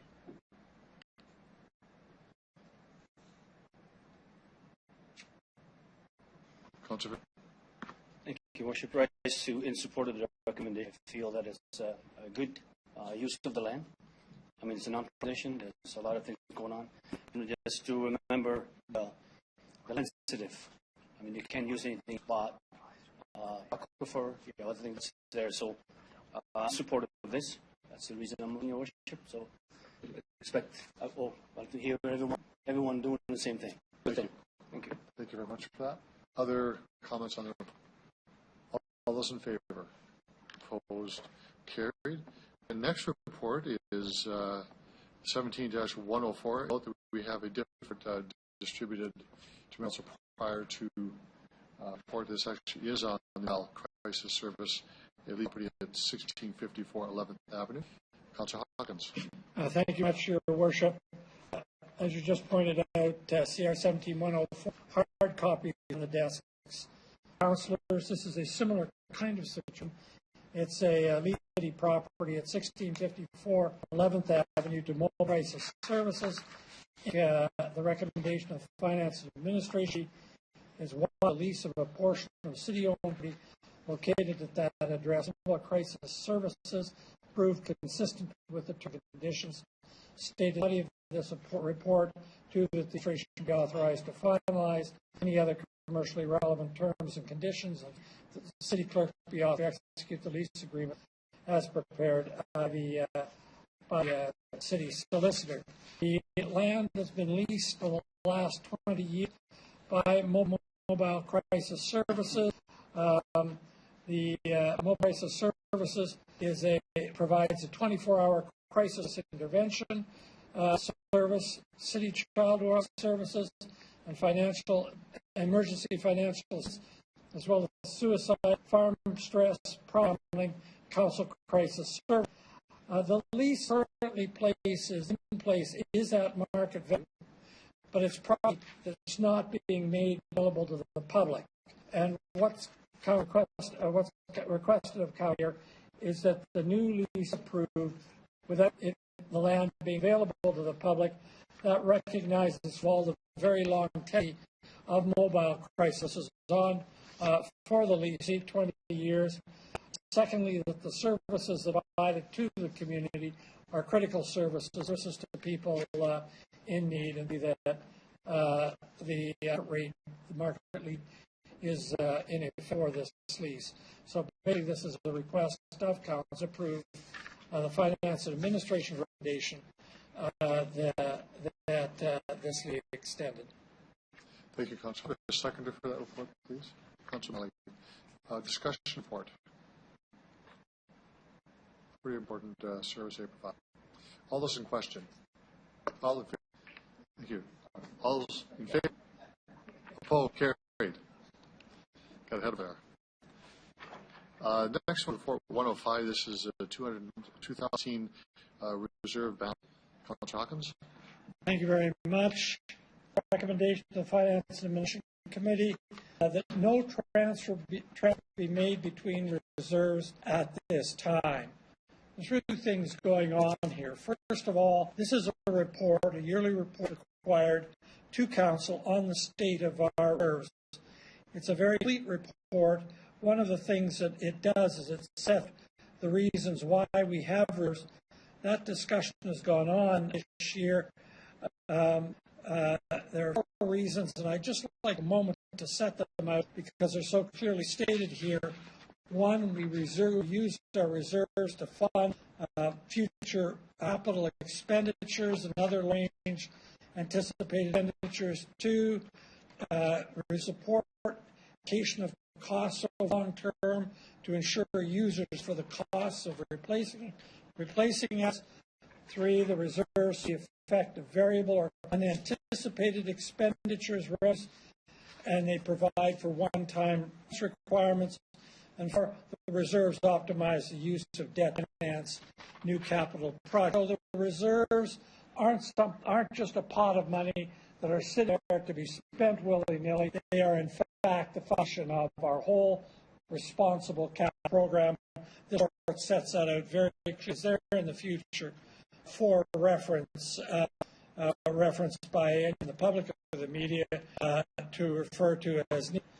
I want to come to the second, which is the relation. No change in the reserves be at this time. Again, there's 4 reasons for that. I can say clearly, and they're clear in the report. Excess funds, some reserves are considered small with minimal financial impact, committed or set aside for future projects. 2, reserves below their target and are expected to grow within range in a few years, and there is no anticipated impact on service or service levels. 3, current target levels for some are considered low for the purpose of the reserve. 4, as part of the current reserve review, a comprehensive recommendation regarding these 2 reserve limits and restructure is expected to be presented to the Council in December 17. In other words, there's no pressing reason to make a change right now, and in any event, at the end of this year, we receive a comprehensive report on the structures of the reserves. For that reason, there's no reason recommended that measures be made between reserves at this time. I'll just note one other fact. The reserves of the past decreased by approximately $16 million. Those decreases was anticipated, and it's directly related to the financing of the stadium and the wastewater plant. So that I'd like to have Council's approval of the recommendation that changes be made to the reserves at this time. Thank you, Councillor Hawkins. Can I have a second for that motion? Councillor Murray. Discussions on the in favor. Opposed? That's carried. The last report of Finance Administration is a tax enforcement application for 20 Salines. Thank you. CR 17106. This is really one of the steps in the collection of property taxes. The recommendation of the Finance and Administration Committee is that, 1, that the property taxation and administration be authorized to serve 6-month notices on all parcels of land in the list that's attached in Appendix A. I invite councillors to review it to ensure that properties aren't on that list. 2, the manager of property taxation can be authorized to proceed the next steps in tax enforcement on the expiry of 6-month notices. And 3, that associated with the administrative spend on enforcement processes be added to the tax roll pursuant to Section 19.1 of the tax enforcement. So what we have here is a 6-month notice. It's part of the process of collecting our property taxes, and this comes forward every year as a list. If council wishes a detailed explanation of the entire process, we can direct that question to the administration. Thank you, Councillor Hawkins. Second for the release. Vice, discussion on this? Councillor, do you want to second it? Okay, Councillor, then. Okay. Discussion board.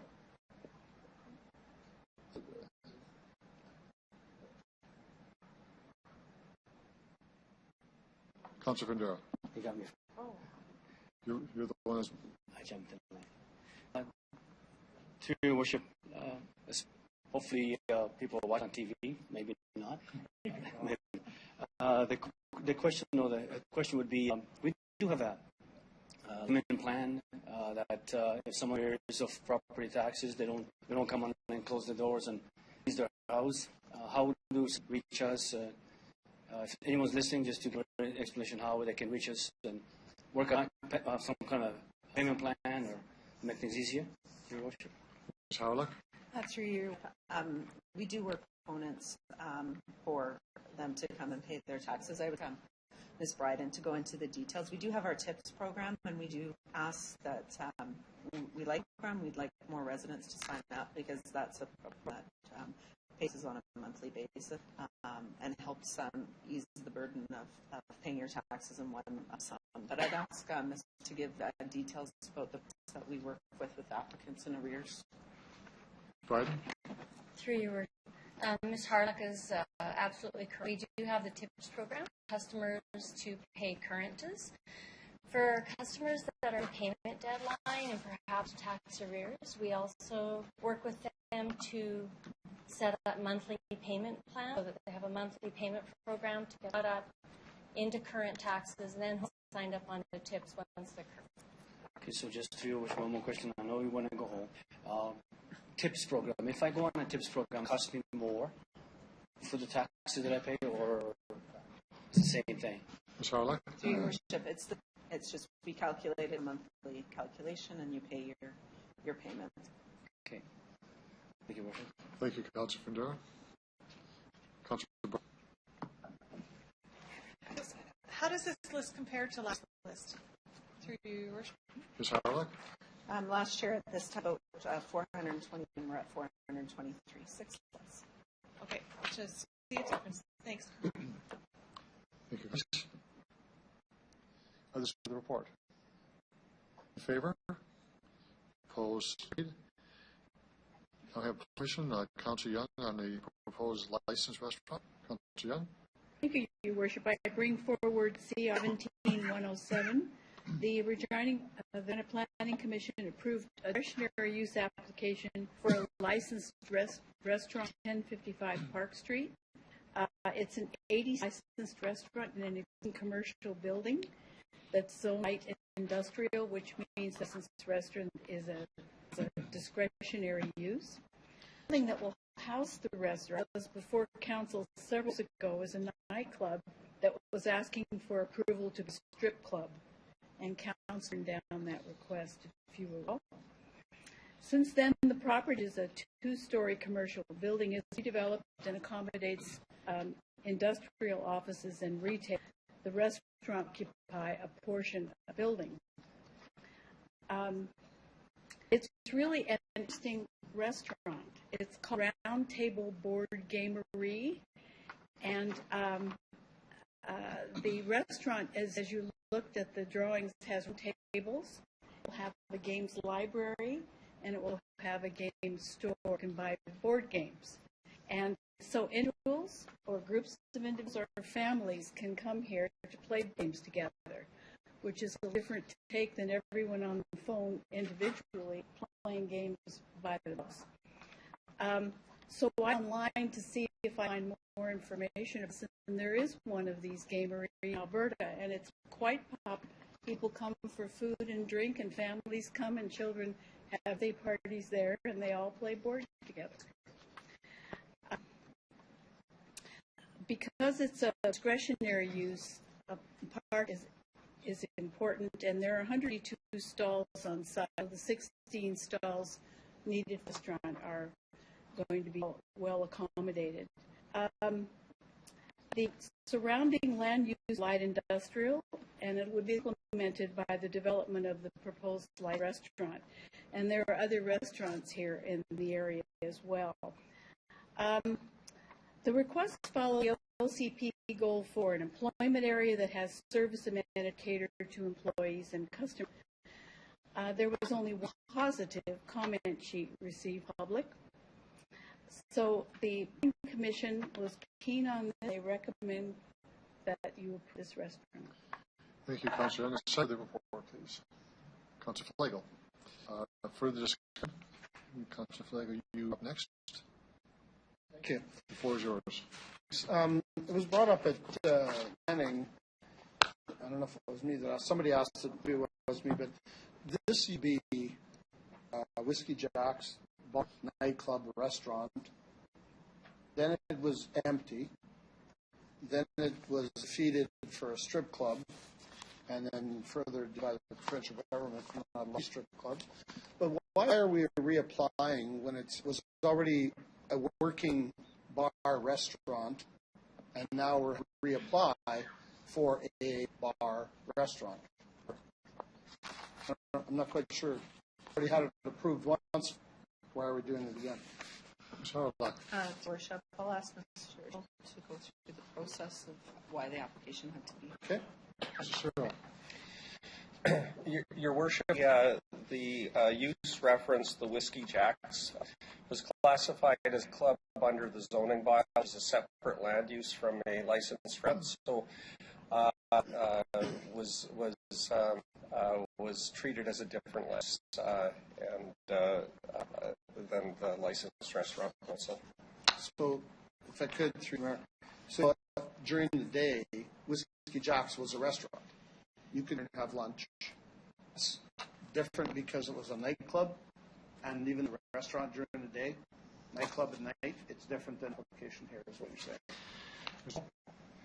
Your Worship, at the time of review of application, the principal of the property was deemed to be a club, which was the primary purpose of the establishment. Thank you. Just wanted to clarify. Thank you for that. Other on the report. I'll call the question on the report. All those in favor? Opposed? Carried. Move to Public Works and Infrastructure, the McCarthy Boulevard Station. Councillor Bright.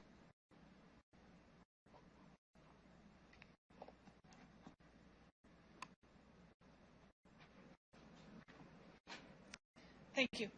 I bring forward CR 17108 from Public Works, which McCarthy Boulevard Sewage Pumping Station Grades Project issue and award request for proposal. Recommendations are as follows: that Executive Director of Transportation and Utility designate be authorized to initiate public process to engage consulting and professional engineering services for the Boulevard Sewage Pumping Station Upgrades Project. Number 2, that the Executive for Transportation and Utilities or designate be authorized to negotiate, award, enter into a contract with a ranked proponent public procurement process. The City Clerk be authorized to execute a contract with ranked proponent upon approval from Executive Director of Transportation and Utilities or designate. Just a little bit of history about so this is here because the City Council approves anything over $100,000, and this likely will exceed $500,000, so that's why. The background on this includes that the wastewater system is intended to collect and move wastewater to the waste treatment plant. Regina, the majority of wastewater is coming to the McCarthy pumping station for screening, and then to the wastewater treatment center for treatment.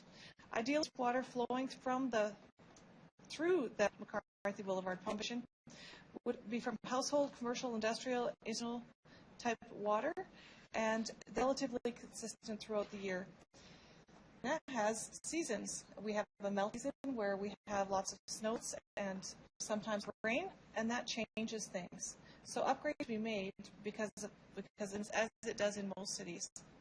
The wastewater collection system sufficiency to manage weather and average flows. However, during precipitation events, IOs can overfill and wastewater system and increase the risk of basement and surface flooding and emergency water discharges to the environment.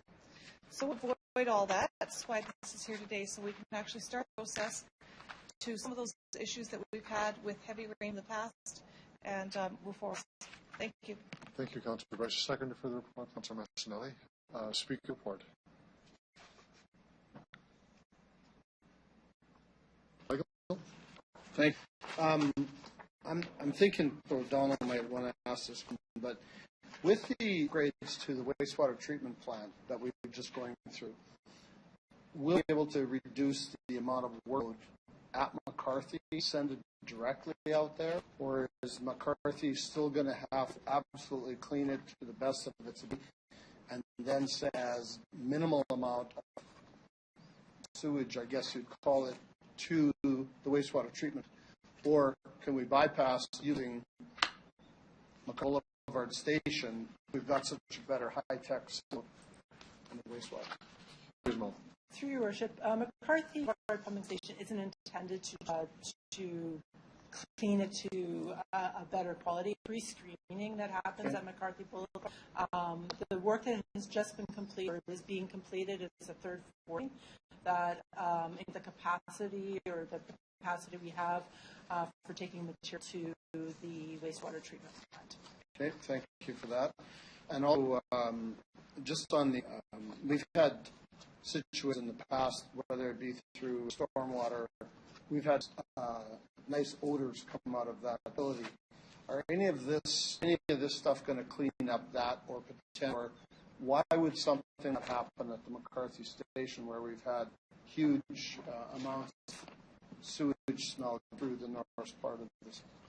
Ms. Gizmo?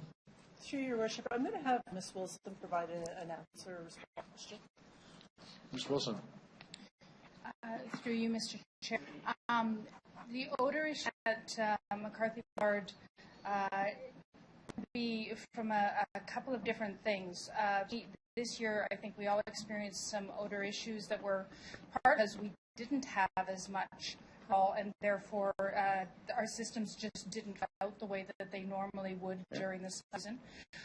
As we did have, we have a medium used to reduce odor. It was starting to reach the end of life, and there was a period when we were waiting for some new to come in. So managing the odors at the station itself is a separate piece of work, and so we are constantly reviewing and working on. This project is more about just moving capacity through. Right. Okay. I just thought the capacity moving, it would move out the odor as well with it. So anyway, thank you for that. Thank you, Councillor Collette. Councillor Masson. I understand the side of things. I do have a question about that the Executive Director of Transportation Utilities designate or authorized to award enter into a contract with the highest ranked proponent from the public procurement process. What is the ranking? How do we decide who the high proponent is? And do we have any that we towards local or Saskatchewan-based businesses not allowed? No. Through your worship, I'm going to ask Tony to describe the RFQ process that we'll be using for this project, and perhaps you might need support from the city solicitor, but I think Mr. should be able to provide you a response. Through your worship, we do have a very detailed evaluation process for these kind of contracts. Look at qualifications, we look at the people that are on the project, experience do they have with this kind of project. And other projects that are similar at the student scale, and make sure we get the most qualified engineers to do this work. Or we do not give any points for people that are local, whether they're in Regina or Saskatchewan. That would be against the laws that the city solicitor might be able to expand upon. Councillor Masson. Oh, I thought the city solicitor was here. Just a quick comment. There is restrictions that rule against local difference. So trade agreements that we are subject to for us to have a fair process that doesn't favor a local supplier out of town. We obviously don't disqualify people for that reason. The process allows us to favor local as people. Thank you. That answers my questions. Thank you, Councillor. Other speakers? All those in favor? Opposed? Carried. We have information report now, and this is on jobs, evaluation, and compensation update. A motion to receive and file. Okay. Councillor Murray, a seconder, please. Okay. Any discussion on the report? Call the question. All those in opposed? Carried. Last report is if I could have Councillor Murphy, you take the chair.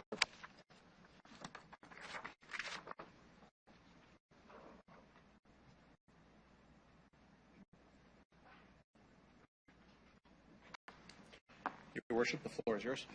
Thank you, Mr. Deputy Mayor. I move a motion with respect to naming of the skateboard park on Rochdale Boulevard, Harry Hinks Skateboard. I have this, please. Councillor Flegel.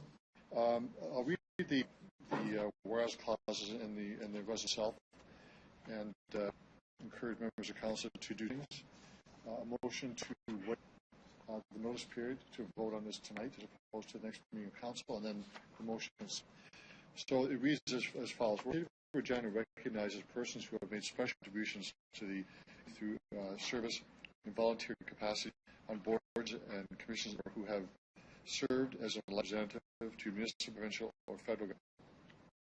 And whereas the City Council seek to recognize Terry Hinks and passion serving the community and the citizen in various capacities. And whereas Terry Hinks served 9 council 13 years, was involved in the inner city and north central community. And whereas Terry Hinks had a passion for youth within the community and was committed to engaging through inner city youth programs and coaching and high school football for 20 years. Whereas Hinks was a strong supporter of skateboard parks in the community, and it was for youth to gather and interact. And whereas Terry Hinks was to his vision of Canada's most inclusive, attractive, sustainable community where people live in harmony, thrive in opportunity. It resolved that 1, the skate park located in Rochdale officially be named Terry Hinks Skateboard Plaza, and 2, the admission shall ensure appropriate signage is in commemorate the naming of this amenity. So, Deputy Mayor, I rise to support on this. We have listened and know Councillor Hinks, former Councillor Hinks, who passed away just over a year ago, was in favor of a couple of things in life. One of them was football and sports. One was the plaza. He was very proud and eloquently and a lot about what this meant to engage the youth in positions in our community, and many, many times over the course of time on council, how proud he was. First of all, you have it there. And secondly, there it was important. There was rarely a person on council who spoke, actually he did, with respect to youth and inner city youth. He knew a lot about where he came from, and if he had not a person to guide him, he may have been on the wrong a lot of issues. So we felt very strongly that the actions we council was to make sure that we helped youth both in North Central and around the city come to understand positive ways to express yourself and build your character, build you as a person, and grow up on the straight and narrow. So I know members have other things they want to say about this one, about the young council, what he had done, but I asked members of council to waive the notice and then vote on this itself. I think it's a great tribute to Councillor Hinks to let him know that, and just know that he was a great impact on us as individuals and on the community itself, and help to have a huge impact on now and into the future. Thank you. Thank you. Councillor Bryce. Thank you. Oh, I just turned it off, sorry. Thank you. It's been just over a year now since Hanks passed away, and many of us who knew miss him dearly. I think quite fitting tonight that we honor him by naming Ford Park after him. He would be quite the thought of. He loved this park and thought that we needed them in the city. He was quite passionate about sports with youth in the city, and felt that it made a more rounded and grounded person, could intertwine education and sports and social. It just rounded and made their personality better, I think. So I think he'd be quite thrilled that we're doing this tonight, and I'm honored that we can do it for him. Thank you. Thank you, Councillor. I'll call for a motion to the notice. Councillor Bryce, a seconder. Councillor Flagel. All in favor? That's unanimous. Thank you. And now I'll call the motion unless there's more discussion with other councillors. Councillor Hawkins. Thank you, Deputy Mayor. New councillor last term, and things that struck me about him was what a fine team council member he was. Yeah, he must have found me strange, a very non-athletic, very geeky guy. But he was warm. He encouraged me in my work. It was the same for every council. Terry Hinks was one of the most open people that I've met. He had a wonderful smile, very, very wide humor, and I really relish the occasion that we have to honor his memory in this way. I want to say one other thing. To salute Councillor Bryce. Terry's illness, she brought all of her medical skill and all of her compassion to bear in helping in that. I know he was grateful, and she's an example for all of us. I'm very pleased to support this motion. Thank you for those words, Councilor Findera. Thank you. All right, so I support this. This is, well, I can say about Terry. He had a unique relationship, and I'll never forget that. I remember any time I got up and spoke, I would say, you need translation.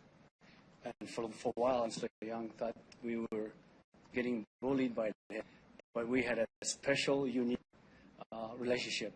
That's what it takes for us around and with administration. So he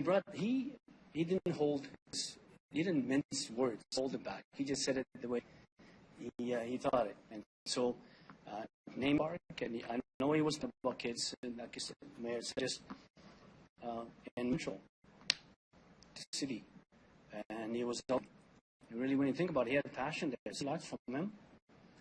Just the fact of understanding how he was, and he said things. There was nothing was ever personal, and this is what I really liked about Terry and how it is around this oval here. There was nothing personal. If there was a little bit of a joke, it took me a little kind of get the hang of that, and after that I liked it. So I miss it because he was, hey, we need additions. So I missed it. So no one else picked up that torch and harassed me, but I enjoyed it. But anyways, this is a great thing. I've enjoyed it, so I want to say it because we probably won't say this again. We won't talk about him. I just want to say I really, truly enjoyed it. It was a creature of habit. He was a creature of all kinds of things, and he's a lot of things. I do remember when we teamed up, him and we teamed up on the military initiative when we were together. So with children, but you look at Terry, had the love of service. That's what it's Terry about, service. He's serving him right now. We're doing a service to his name as a man with the legacy will live forever in that part of, as Jerry said, another track. So. Thank you, Councillor. Councillor Flagel. Thanks. A couple of things. A council family, a city family, and a Century 21 family that he worked with for years and was involved with North Central Center for a lot of years, a few years probably backed away due to different reasons, of course. But he was always about kids, and skateboard park was one. But I'd like to notice that at some point we have a football field of some kind, because that's what Terry Hinks was football coaching. That's how he got to know all these, was through, you're 6 years old and he's coaching you and kicking you in the side, and all of a sudden you're a 25-year-old kid and you're sitting beside him or you're dealing with things. It's kind of like the relation Donald has with a bunch of his different pupils in different ways. So this is a good news. It's a great location, lots of kids at the park, and it'll go well for his family. And John, if you want somebody to get on, gladly take that on, because boy, I could be just as hard as Terry. So, great. Thank you, Councillor. With that, I don't have any further discussion. I don't think anyone here can Councillor his dedication and path to the community that he served. So with that, I'll question on the main motion. Favor? That's unanimous. Your Worship.